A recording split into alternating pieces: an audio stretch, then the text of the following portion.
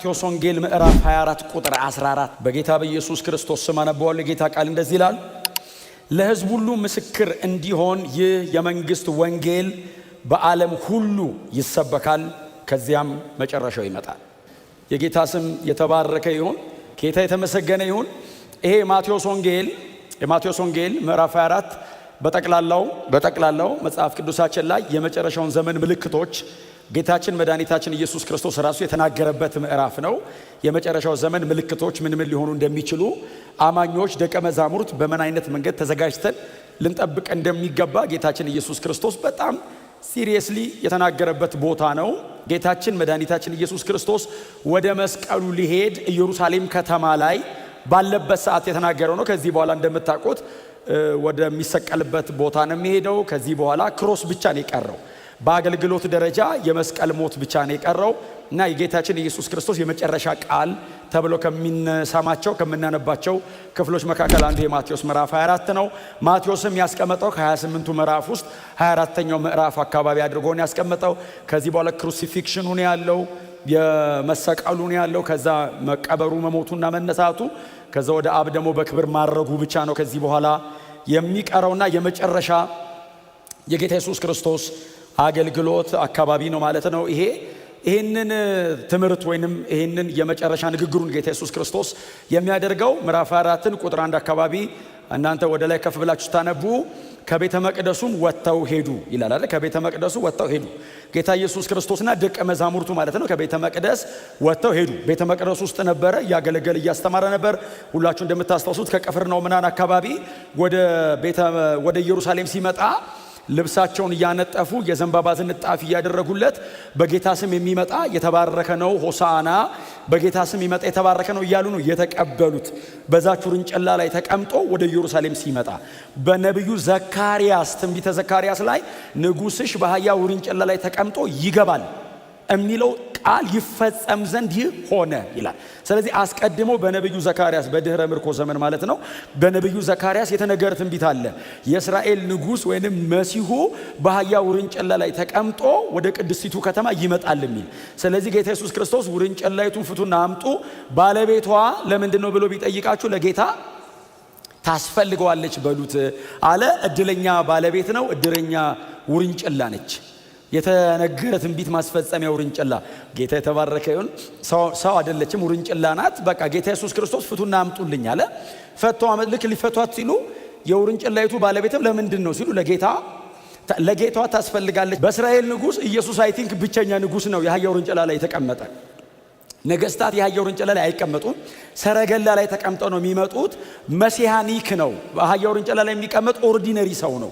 ንጉሷ ምን ያክል ሲምፕል እንደሆነ የተዋረደና ዝቅ ያለ እንደሆነ ሰዎችን ለማዳን የሚቀበለውን መከራም ጭምር ለማሳየት ማንም ንጉሥ ያልተቀመጠበት ንጉሥ ነው የአህያ ውርንጭላ ላይ ነው።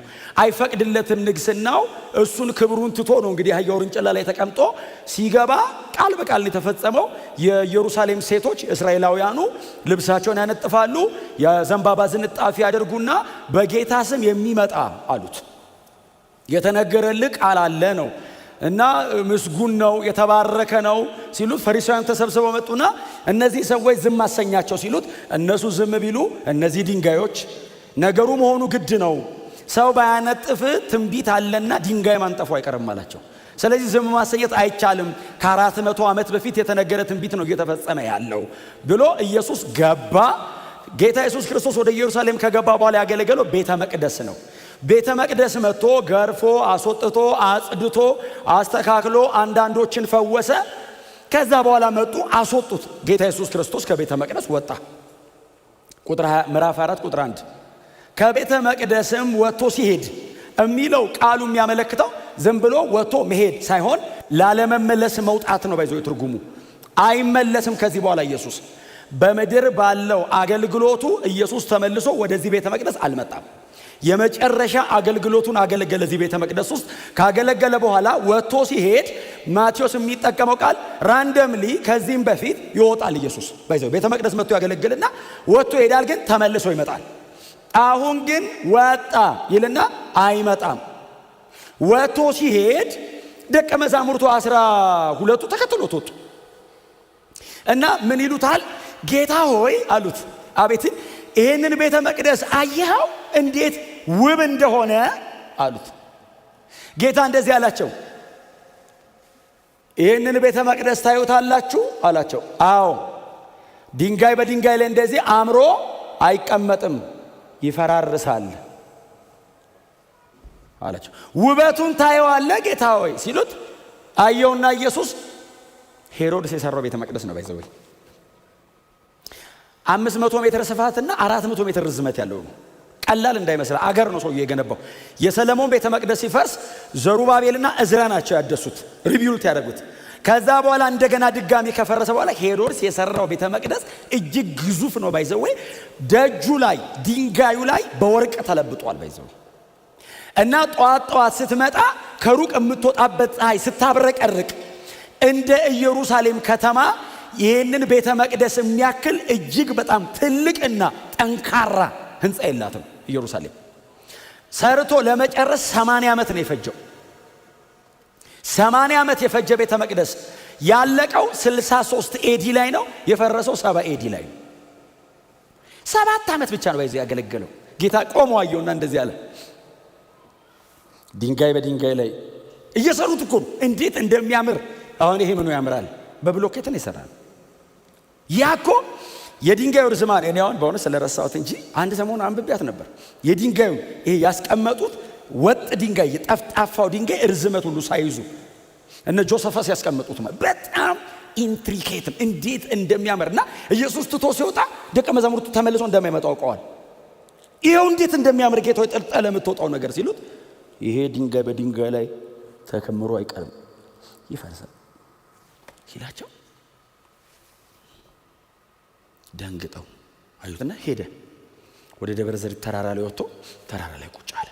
ያወራው ነገር ሁለት ጥያቄ እንዲጠይቁ ውስጣቸው ጭረት አመጣ። ሁለት ጥያቄ ጠየቁት። የመምጣት ምልክት እንዴት ነው? የዘመኑስ መጨረሻ ምን አይነት ነው? ልትመጣ ስትል እንዴት ነው መምጣትም ይከናወነው? ደግሞ ስለ ዘመን መጨረሻ ነው እያወራ ያለው። አዎ የዘመኑ መጨረሻስ ደግሞ ምን አይነት ነው? መቼስ ነው ሲሉት ጌታ ኢየሱስ ክርስቶስ ለነዚህ ጥያቄዎች የሰጠው መልስ ነው። በጣም በትህትና አጠገባቸው ለሰው ጌታችን ተመልሶ ይመጣል በሉት። ክብር ለኢየሱስ ይሁን። ከላይ ጀምራችሁ ከቁጥር 4 እስከ 8 ድረስ ምልክቶች ተቀምጧል። የዘመኑ መጨረሻ ምልክቶች። በዘመኑ መጨረሻ ላይ ምንድነው ምልክቶቹን ኢየሱስም እንደዚህ አላቸው፣ ማንም እንዳያስታችሁ ተጠንቀቁ። ጎናችሁ እርሱ በትህትና ተጠንቀቅ በሉት። እንዳትስት ተጠንቀቅ በሉት። ኢየሱስ ምንድነው የዘመኑ መጨረሻ ምልክት ሲል ማንም እንዳያስታችሁ ተጠንቀቁ። እናንተ ለማን ይሄንን እየተናገረ ያለው? ለደቀ መዛሙርቱ፣ ለተከታዮቹ፣ የእርሱ ነን ለሚሉ ለነሱ እንዳትስቱ እንዳያስቷችሁ ተጠንቀቁ። በእኔ አትሰናከሉም፣ እኔ አላስታችሁም፣ እንዳያስቷችሁ ተጠንቀቁ።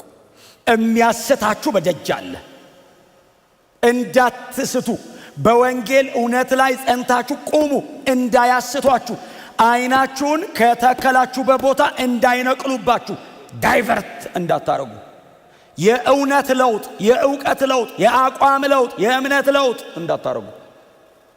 እያወራ ያለሁት ስለ ዲኖሚኔሽን አይደለም። እያወራ ያለሁት በክርስቶስ ኢየሱስ ስለማመን ነው እየነገርኳችሁ ያለሁት። እንዳያስቷችሁ አሳች በደጅ አለ፣ ተጠንቀቁ አለና ብዙዎች እኔ ክርስቶስ ነኝ በማለት ይመጣሉ። አሁን የመጨረሻው ዘመን እኮ ነው። እኔ ከሄድኩ በኋላ እኔ ያለውማ አይመጡም ማለት እኔ ያለዋ እኔ ከሄድኩ በኋላ እኔ ክርስቶስ ነኝ ብሎ ይመጣሉ። ስለዚህ እኔ ስመጣ ያስታውቃል።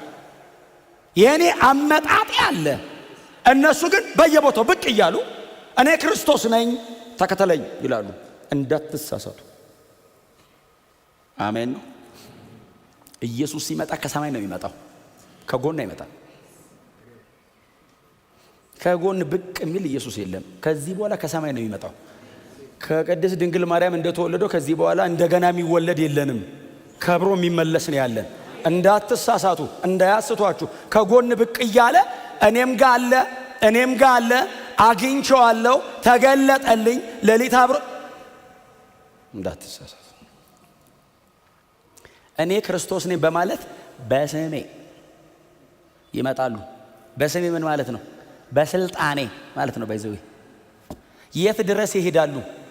ያመኑትን ወይንም የተመረጡትን ለማሳት ምልክቶችን ሁሉ ከሰማይ ያደርጋሉ። በስሜ ይመጣሉ ማለት ዝም ብሎ እኔ ክርስቶስ ነኝ አይደለም የሚለው ምልክት ሁሉ ያደርጋሉ። አንዳንዶች ምልክት የሚታይ ነገር ያደርጋሉ። እና እንዳትሳሳቱ ከሐሰተኛው መንፈስ ተጠንቀቁ አላቸው። ማን ነው የሚለው? ደቀ መዛሙርቱን።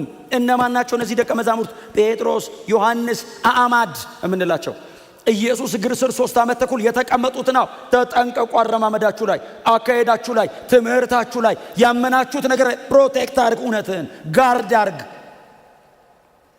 የተከፈተ በር ሁሉ ከጌታ አይደለም።